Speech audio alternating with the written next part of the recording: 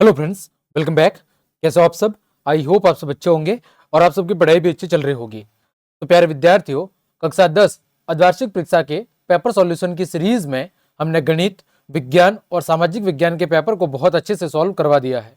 उसी कड़ी में आज हम बात करेंगे कक्षा 10वीं की अर्धवार्षिक परीक्षा 2024-25 के अंग्रेजी विषय के पेपर सॉल्यूशन की, क्योंकि कई सारे विद्यार्थी बार बार कमेंट कर रहे थे कि सर अंग्रेजी विषय का पेपर सॉल्व करवाइए। तो आप सभी की रिक्वेस्ट को ध्यान में रखते हुए आज हम बात करेंगे अंग्रेजी विषय के पेपर सॉल्यूशन की। तो चलिए क्लास हम शुरू करते हैं। देखें, सबसे पहला सेक्शन ए के तहत पहला क्वेश्चन दिया गया है, read the following passage carefully and answer the questions given below. नीचे दिया गया जो पैसेज है जो जंबाजी से रिलेटेड है, इस पैसेज को अच्छे से पढ़ना है और फिर इस पर आधारित प्रश्नों के जवाब देने हैं। देखें, पहला प्रश्न है, who was much affected by drought. तो इसका सही उत्तर होगा जामबाजी। आगे बात करें, question number 2, at what age Jambaji had a vision. तो इसका सही उत्तर होगा 34। थर्ड नंबर है, Jambaji wanted the earth to be covered with khejri, ber, ker, all of this. तो इसका सही उत्तर होगा all of this. Fourth number है, when did Jambaji broadcast his message. तो इसका सही उत्तर होगा 1485। क्या उत्तर होगा? 1485। फिफ्थ नंबर है, write the opposite of finish. तो फिनिश का जो ऑपोजिट होता है वो होता है बिगिन। तो यहां पर क्या दिया हुआ है? देखो, बिगन दिया हुआ है, तो ये इसका क्या हो जाएगा? ऑपोजिट हो जाएगा। फिर find out the similar word from the passage for spread.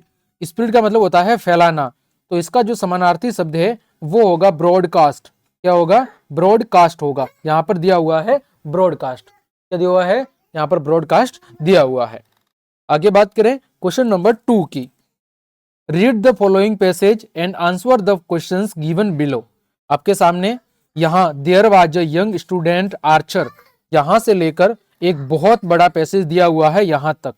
इस पैसेज को आपको अच्छे से 2-3 बार पढ़ना है और फिर इस पर आधारित प्रश्नों के क्या करना है? आपको जवाब देना है। तो चलिए, इन प्रश्नों के उत्तर मैंने अलग से लिख रखे हैं, मैं वहां पर आपको इनके उत्तर बता देता हूं।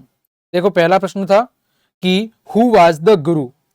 ठीक है। सेकंड है, what was the quality of young archer. Third question है, when was the young archer afraid. चौथा है, हु मिस्ड द टारगेट।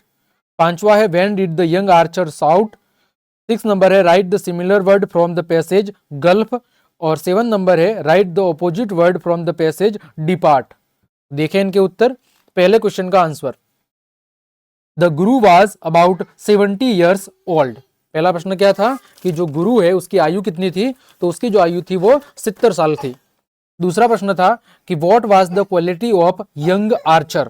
दूसरा प्रश्न क्या है? What was the quality of young archer. तो इसका उत्तर क्या होगा? तो the young archer had reached such proficiency in his art that he could shoot an arrow into a tree and then cleave that arrow into two with the next shot। ठीक है, ये दूसरे क्वेश्चन का answer है। तीसरा question है कि when was the young archer afraid, कि जो यंग आर्चर था वो कब भयभीत हो गया था। तो the young archer was afraid when he stepped on the log snapping the chaff and realized that losing his footing could plunge him to his death। ठीक है। आगे बात करें question number 4, who missed the target. Who missed the target. तो इसका उत्तर होगा the young archer missed the target. फिर 5th नंबर क्वेश्चन है, when did the young archer shout, कि जो यंग आर्चर है वो कब चिल्लाया था। तो the young archer shouted when he realised he was about to fall and needed help. फिर गल्फ का सिमिलर वर्ड क्या होगा? ये चास्म।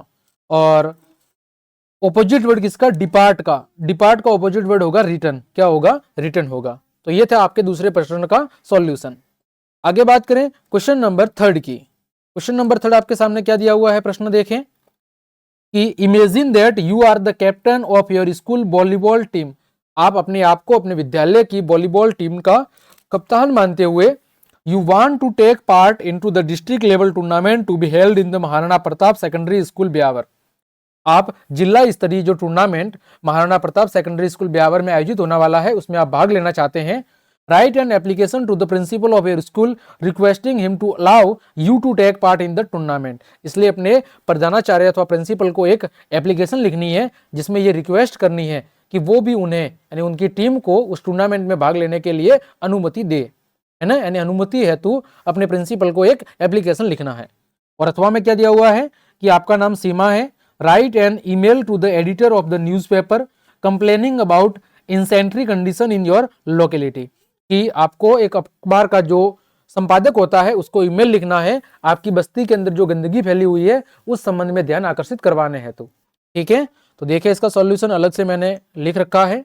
सबसे पहले हम बात करते हैं एप्लीकेशन की। टू द प्रिंसिपल, आप चाहे तो इधर टू ऊपर लिख सकते हैं, क्या होगा, टू द प्रिंसिपल जीएसएस अनाद्रा, ठीक है, अनाद्रा सिरोही, डेट 28 दिसंबर 2014, या स्कूल का टू द प्रिंसिपल, स्कूल का नाम और स्कूल का जो लोकेशन है वो लिख सकते हैं। उसके बाद दिनांक लिख दी। उसके बाद सब्जेक्ट, तो request for permission to participate in district level volleyball tournament, यानी कि जिला स्तरीय जो वॉलीबॉल प्रतियोगिता हो रही है उसमें भाग लेने हेतु परमिशन लेनी है। Respected sir oblique madam, I am Ripu Daman, the captain of the school volleyball team, studying in class 9th, ठीक है, या आप क्लास 10th लिख सकते हैं, इससे कोई फर्क नहीं पड़ेगा। क्या लिख ले, क्लास 10th लिख ले। I am writing to seek your kind permission to allow our team to participate in the district level volleyball tournament scheduled to be held at Maharana Pratap secondary school Beawar from 1/1/2015, यानी 1 जनवरी 2025 से लेके 10 जनवरी 2015 यहां तक आयोजित हो रही है। Our team has been rigorously participating for this event and is well prepared to represent our school at the district level. Participating in this tournament will not only enhance our skill and experience but also bring laurels to our school. We request you to kindly grant us permission to participate in the tournament and provide any necessary support for the same. Thank you for your consideration.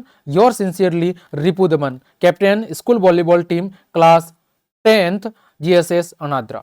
ठीक है, तो ये आप एक application अपने principal को permission है तो लिख सकते हैं। अब देखिए आप इसका स्क्रीन शॉट ले लें, ठीक है, आप क्या करेंगे, इसका स्क्रीनशॉट ले लें ताकि आप अपनी कॉपी के अंदर अच्छे से लिख सकें। तो पहले आप यहाँ तक स्क्रीनशॉट ले लें, ऊपर आप अपनी स्कूल का नाम जो भी आपको लिखना है वो लिख सकते हैं, ठीक है।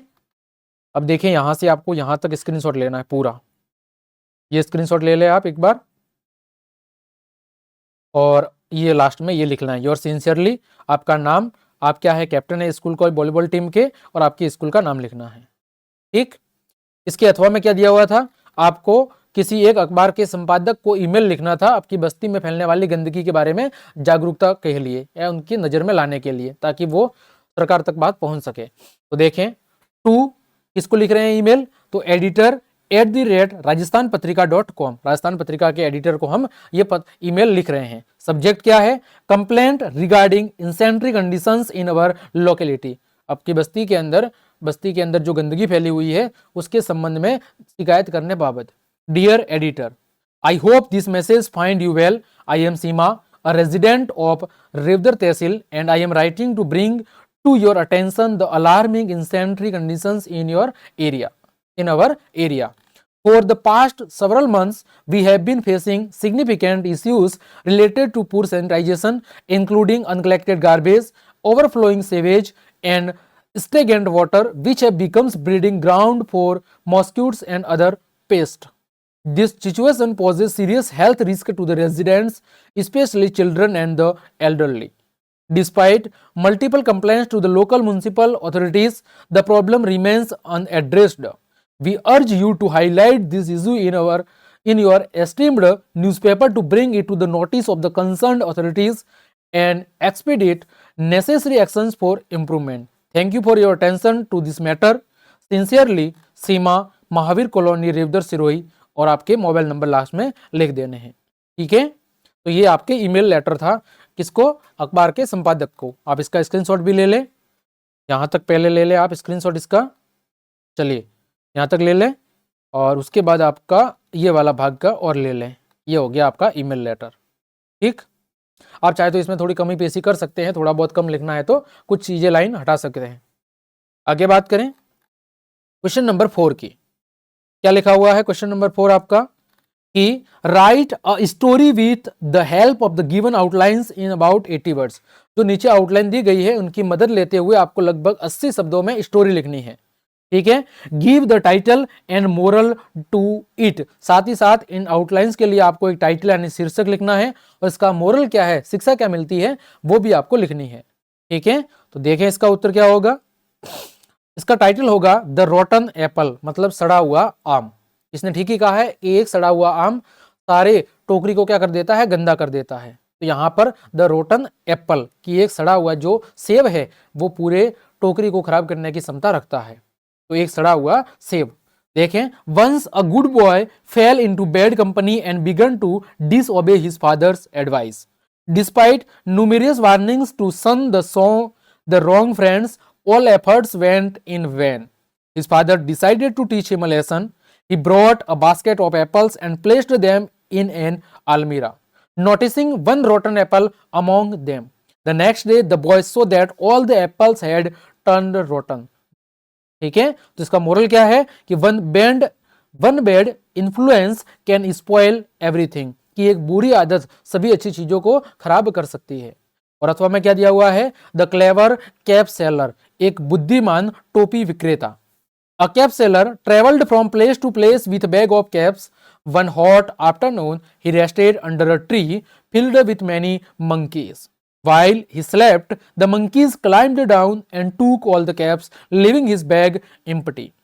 Worried, he thought for a moment and then threw away his own cap. The monkeys mimicked him and threw away the caps they have taken. The cap seller quickly collected all the caps and went on his way. आप सबने देखा होगा कि एक बार एक टोपी वाला है, वो बैग को भरकर टोपी बेचने जाता है और गर्मियों के दिनों में वो रास्ते में किसी पेड़ के नीचे सो जाता है। तो वहां पर पेड़ के ऊपर बंदर होते हैं, वो उस टोपी वाले की सारी जो टोपी है वो लेकर पहन के ऊपर पेड़ के ऊपर चढ़ जाते हैं। जब टोपी वाला जगता है तो देखता है कि उसकी टोपी सब गायब थी, वो बंदर पहन के बैठे थे। तो उसने एक आइडिया लगाया कि अपने सिर पर जो भी टोपी थी उसको झटक से जमीन पर फेंक दिया। तो बंदरों ने भी ऐसा ही किया, सारे बंदरों ने भी अपनी टोपी उतार कर नीचे जमीन पर फेंक दी। इस तरह उसने बंदरों से आसानी से टोपी को प्राप्त कर लिया। तो इसका उद्देश्य क्या है कि sometimes quick thinking and clever actions can solve a difficult problems, कि कभी कभार बहुत तेज गति से लिया हुआ निर्णय और चतुराई भरी जो एक्शंस होते हैं वो बड़ी से बड़ी समस्याओं को आसानी से सॉल्व कर देते हैं। ठीक, आगे बात करते हैं प्रश्न संख्या 5 की। ठीक है, जो क्वेश्चन नंबर 5 है वो किससे रिलेटेड है, तो वो आपका है शॉर्ट पैराग्राफ से रिलेटेड। क्या लिखा हुआ है देखें कि right a short paragraph in about 60 words on any one of the following, my favourite teacher और महात्मा गांधी, दोनों में से किसी एक पर आपको शॉर्ट पैराग्राफ लिखना है। तो देखें, सबसे पहले हम बात करते हैं माय फेवरेट टीचर पर। तो my favourite teacher is Mrs Sharma who teaches us English. She has a unique way of making lessons engaging and fun. Her patience and understanding make it easy to approach her with doubts. Mrs Sharma encourages us to think creatively and express ourselves confidently. Her passion for teaching and her supportive nature inspires us every day. अथवा में दिया हुआ है Mahatma Gandhi. Mahatma Gandhi, the leader of India's independence movement, is renowned for his principles of non-violence and truth. His efforts in promoting peace and unity led to the end of the British rule in India. Gandhi's simple lifestyle, strong moral values, and dedication to social reforms continue to inspire people worldwide. He remains a symbol of resistance and resilience. ठीक है, तो ये महात्मा गांधी पर हो गया short paragraph. Next बात करते हैं क्वेश्चन नंबर 6 की, जो कि आपके ग्रामर सेक्शन से रिलेटेड है। क्वेश्चन नंबर 6 है choose the correct form of the verbs. तो पहले में क्या आएगा, पहले में यहां पर देखो लास्ट में लिखा हुआ है यस्टरडे। यस्टरडे किसका आपका किसका सूचक है, सिंपल पास्ट का। तो सिंपल पास्ट में क्या आती है, यहां पर सिंपल पास्ट के अंदर वर्ब की सेकंड फॉर्म, तो क्या आएगा आई वेंट। सेकंड के अंदर देखो यहां पर क्या लिखा हुआ है यूजुअली। यूजुअली किसकी पहचान है, प्रेजेंट सिंपल की। इसकी पहचान है प्रेजेंट सिंपल की। तो प्रेजेंट सिंपल है तो यहां पर क्या आएगा, ही के साथ टेक्स आएगा। क्या आएगा, टेक्स। थर्ड के अंदर देखो क्या लिखा हुआ है सिंस मॉर्निंग, तो ये किसका प्रेजेंट परफेक्ट कंटिन्यूअस की पहचान है। तो यहां पर क्या आएगा, हैज बीन राइटिंग। और चौथे के अंदर देखो यहाँ पर वर्ब की सेकंड फॉर्म है, पास्ट सिंपल है, तो पहले वाले भाग में क्या आएगा, पास्ट परफेक्ट, तो क्या आएगा, हैड लेफ्ट, क्या आएगा, हैड लेफ्ट आएगा। क्वेश्चन नंबर 7 है, change the following sentences into indirect speech. आपके सामने डायरेक्ट स्पीच के अंदर सेंटेंस दिए हुए हैं, इनको आपको इनडायरेक्ट के अंदर लिखना है। देखो पहला है, she said to me I respect you, तो इसका इनडायरेक्ट में क्या बनेगा, देखो मैं इधर लिख लेता हूं, इसका इनडायरेक्ट के अंदर बनेगा, she told me, she told me that she respected me, she respected me. Second है, he said to her where do you live, देखो इसका क्या बनेगा, इसका बनेगा, he asked her where she lived. ठीक। क्वेश्चन नंबर 8 है, change the following sentences into passive voice. पहला है ओपन द डोर, सेकंड है Ram wrote a letter yesterday, तो देखिए ओपन द डोर का क्या बनेगा, तो ओपन द डोर का बनेगा, let the door be opened, let the door be opened. ठीक। और सेकंड का क्या बनेगा, सेकंड का बनेगा कि a letter was written by Ram yesterday, a letter was written by Ram yesterday. ठीक, ये बन जाएगा सेकंड वाले का, a letter was written by Ram yesterday. आगे बात करें क्वेश्चन नंबर 9 की, fill in the blanks with a verb in agreement with its subject. आपको सब्जेक्ट के अनुसार वर्ब भरनी है। पहला है मोहन विथ हिज फ्रेंड्स, खाली जगह फॉर अ वॉक डेली, तो यहां पर क्या आएगा, यहां पर आएगा गोज, क्या आएगा, गोज। सेकंड है, the teacher along with all students is going on a picnic, ठीक है, the teacher along with all students is going on a picnic. 10वां है, frame the questions of the following sentence. आपको नीचे दिए गए वाक्यों से प्रश्नों का निर्माण करना है। He plays cricket in the evening, प्रश्न क्या बनेगा, when does he play cricket, when does he play cricket. कौन सा वाक्य है, इंटरोगेटिव, तो पीछे क्या बन जाएगा आपका, क्वेश्चन मार्क। सेकंड है, add question tag to the sentence statement given below. Sohan is writing a novel, is not he, ठीक है। आगे बात करें सेक्शन डी की, इसकी बात करते हैं सेक्शन डी की। यहां पर read the passage carefully and given answer to the questions. यहां पर आपके सामने एक पैसेज है, इस पैसेज को अच्छे से पढ़ना है और इस पर आधारित प्रश्नों के जवाब देने हैं। पहला क्वेश्चन है, who gets along pretty well with all her teachers, इसका उत्तर होगा एनए। सेकंड है, mister Kissing is the teacher of, उत्तर क्या होगा, maths. How many teachers are in the Annie's school, Annie के स्कूल में कितने टीचर्स थे, कुल मिला के 9 थे। फोर्थ नंबर है, why did the math teachers warn her, math teachers ने, गणित के अध्यापक ने एनी को वार्न यानी चेतावनी क्यों दी थी। देखो इसका उत्तर क्या होगा, इसका उत्तर मैं इधर आगे लिख लेता हूं, लिखेंगे बिकॉज, क्या लिखेंगे, बिकॉज एनी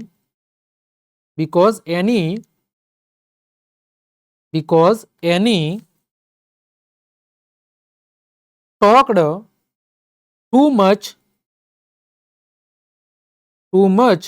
इन क्लास, क्योंकि क्लास में बहुत ज्यादा बातें करती थी, इस वजह से गणित के अध्यापिका ने उसे क्या दी थी, वार्निंग दी थी। फिफ्थ नंबर है, what was the title given by maths teacher as extra assignment, extra assignment को मैथ्स टीचर के द्वारा क्या नाम दिया गया था, तो उसे नाम दिया गया था अ चैटर बॉक्स, क्या नाम दिया था, अ चैटर बॉक्स। ठीक, आगे 6 नंबर है, find out from the passage the word which means make angry, तो मेक एंग्री का जो समानार्थी शब्द है यहां पर वो है एनोइड, क्या है, एनोइड। ठीक, अथवा में भी एक पैसेज दिया हुआ है, read the following passage and answer the questions. आपको एक पैसेज दिया हुआ है, उसको अच्छे से पढ़ना है और इस पर आधारित प्रश्नों के जवाब देने हैं। पहला क्वेश्चन है, what was the short name of the girl, तो उस लड़की का जो शॉर्ट नाम था वो क्या था, वाली, क्या नाम था, वाली। सेकंड है what was the age of वाली, वाली की उम्र कितनी थी, तो 8 साल थी। How many playmates are of her age on her street, तो इसका उत्तर होगा नो प्लेमेट्स, उसकी गली में उसकी आयु का कोई भी साथ खेलने वाला नहीं था। चौथा नंबर का क्वेश्चन है what was Valli's favourite pastime, ठीक है, वैलीज अपना समय बिताने के लिए क्या चीज करना पसंद करती थी या अपना समय वो किस तरह बिताती थी। तो इसका उत्तर क्या होगा, देखो इसका उत्तर मैं इधर ही लिख लेता हूं। इसका उत्तर होगा कि Valli's Valli's favourite pastime was, Valli's favourite pastime was watching the street from her front doorway, वो अपने घर का जो सामने वाला दरवाजा था वहां पर खड़ी होकर क्या करती थी, पूरे दिन जब भी उसे टाइम व्यतीत करना होता था तो वो गली के अंदर देखा करती थी। ठीक, आगे देखो पांचवा, व्हाई डिड वाली not play with her playmates, जो वाली है वो अपने साथ खेलने वालों के साथ क्यों नहीं खेला करती थी या अपने सहयोगियों के साथ क्यों नहीं खेला करती थी। तो इसका उत्तर क्या होगा, मैं इधर लिख लेता हूं आंसर नंबर 5। ठीक है, इसका उत्तर मैं इधर लिख रहा हूं, तो इधर लिखेंगे कि Valli did not play with her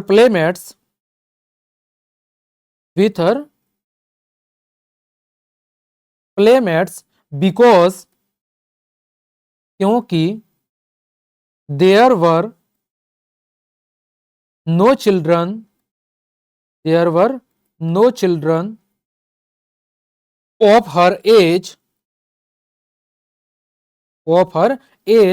on her street, कि उसकी गली के अंदर उसकी आयु का कोई भी खेलने वाला साथी नहीं था, सब उसकी उम्र से बड़े थे। ठीक है, आगे बात करें 6 नंबर है write the opposite of the word from the passage, behind, behind का जो विलोम शब्द होगा वो क्या होगा, इन फ्रंट ऑफ, क्या होगा, इन फ्रंट ऑफ, बिहाइंड का मतलब होता है के पीछे, तो के सामने को क्या कहते हैं, इन फ्रंट ऑफ कहते हैं। ठीक, आगे बात करें question number 12, answer any one of the following questions in about 80 words, दोनों में से किसी एक प्रश्न का उत्तर आपको लगभग 80 शब्दों के अंदर देना है। तो देखें कैसे लिखेंगे उत्तर हम, क्वेश्चन नंबर 12 की बात करते हैं। देखो पहला क्वेश्चन क्या है कि how did the young seagull's family encourage him for his first flight, तो इसका उत्तर क्या होगा, the young seagull's family used various methods to encourage him for his first flight, they would fly around him calling to him but kept their distance, his mother tempted him by flying close with food but staying just out of reach, making him eager and desperate enough to try flying, finally driven by hunger and the sight of the food he managed to take his first flight।